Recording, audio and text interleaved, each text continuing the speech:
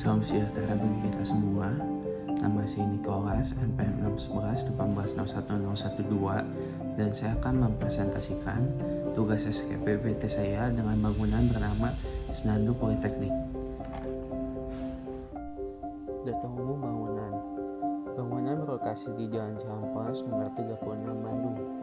Bangunan dengan total 12 lantai ini memiliki luas KDB sebesar 1.737 meter persegi dengan luas KB 9.833 meter persegi dan total KDH pada tapak yaitu 1.778 meter persegi. Konsep dari bangunan Politeknik ini tuh mengambil tema dari sebuah permasalahan yang sering dialami mahasiswa ketika sedang mengikuti perkuliahan ataupun mengerjakan tugas di kampus, yaitu kebisingan. Maka dari situlah timbul sebuah pemikiran tentang white noise, di mana adanya suara pasif yang meneduhkan dengan terciptanya elemen air dan hijau pada bangunan. Air terjun merupakan aplikasi yang diterapkan pada bangunan, di mana air terjun tersebut mengalir dari atas bangunan sampai bawah sehingga setiap lantai dapat merasakan senandung dan lantunan suara air yang menenangkan. Konsep struktur. Struktur bangunan memakai struktur rigid frame bertembar tulang dan core, di mana struktur ini dipakai karena merupakan rangka hybrid, di mana adanya penggabungan sistem struktur rangka kaku dan sistem struktur inti. Rangka kaku bereaksi terhadap beban lateral, terutama melalui lentur balok dan kolom. Perilaku demikian berakibat ayunan atau drift lateral yang besar pada bangunan dengan ketinggian tertentu. Akan tetapi apabila dilengkapi oleh sistem struktur ini, maka ketahanan lateral bangunan akan sangat meningkat karena interaksi inti dan rangka. Terdapat sistem struktur yang menarik pada bangunan, yaitu massa tower yang dirotasi sebanyak 4 derajat. Dengan begitu, kolom akan melingkar mengikuti arah dari rotasi bangunan tower. Pembuatan massa yang dirotasi tersebut bukan hanya menarik secara struktur, akan tetapi membuat bangunan akan terkesan lebih dinamis. Lalu balok akan disambungkan dari kolom struktur menuju ke inti bangunan, yaitu core bangunan. Selanjutnya yaitu data struktur. Pada bangunan memakai beberapa macam grid struktur, yaitu grid 8 untuk tower, grid 6 untuk podium 1, dan grid 4,5 untuk podium 2. Grid 8 dipakai pada massa tower untuk memaksimalkan parkir yang berada di basement. Dengan begitu, muatan parkir per grid dapat mencapai 3 mobil. Pertama yaitu kolom. Pada tower utama memakai material beton bertulang dengan dimensi 70 x 70 cm untuk lantai dasar sampai podium dan 60 x 60 cm untuk lantai tower, dan untuk basement memakai kolom sebesar 75 x 75 cm. Pada podium 1 memakai material beton bertulang dengan dimensi 50 x 50 cm, dan untuk basementnya berdimensi 55 x 55 cm, dan untuk tower untuk podium kedua berdimensi 30 x 30 cm. Balok pada tower utama memakai material beton bertulang dengan bentang 8 meter berdimensi 70 x 35 cm. Pada podium 1 sama material beton bertulang dengan bentang 6 meter dengan dimensi 50 x 30 cm. Pada podium 2 juga sama memakai material beton bertulang dengan bentang 4,5 meter berdimensi 40 x 20 cm.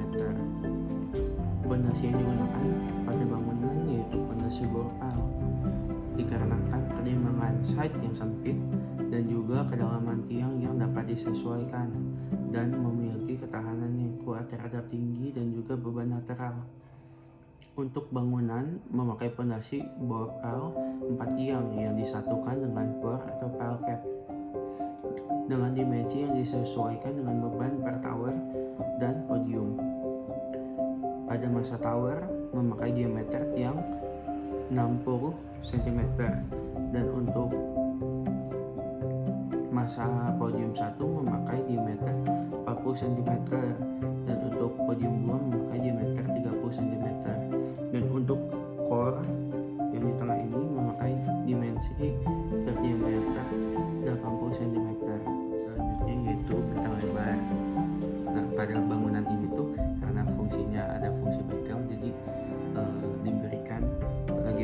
lebar pada fasa podium bawah.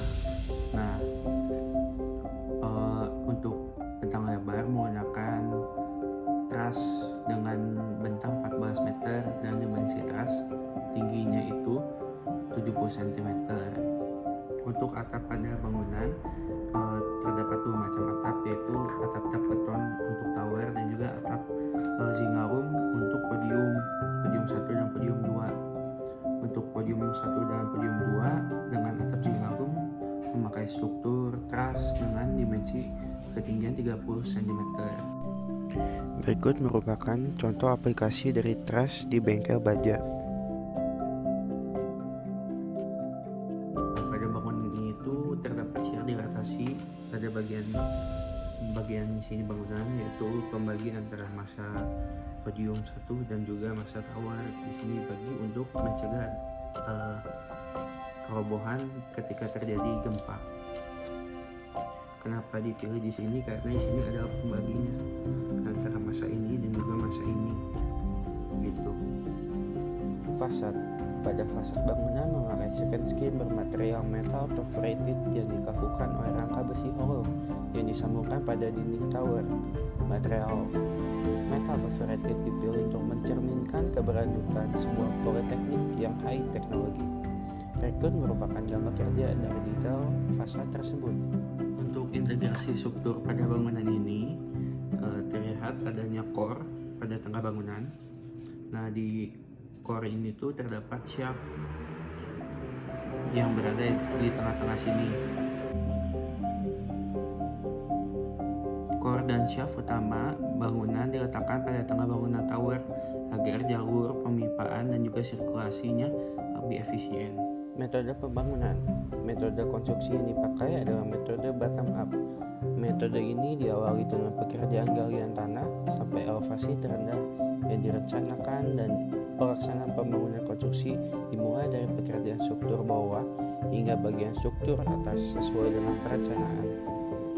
Metode pelaksanaan konstruksi pembangunan. Pertama yaitu pekerjaan pendahuluan.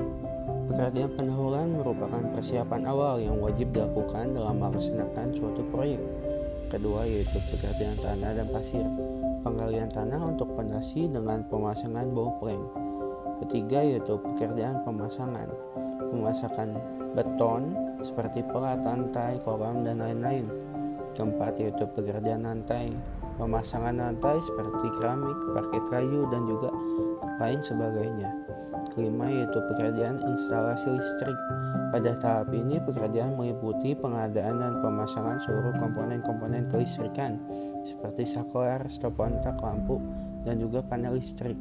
Terakhir atau keenam yaitu pekerjaan penutup. Pekerjaan penutup ini meliputi pekerjaan pembersihan dan pemeliharaan. Berikut merupakan beberapa lampiran video maket struktur.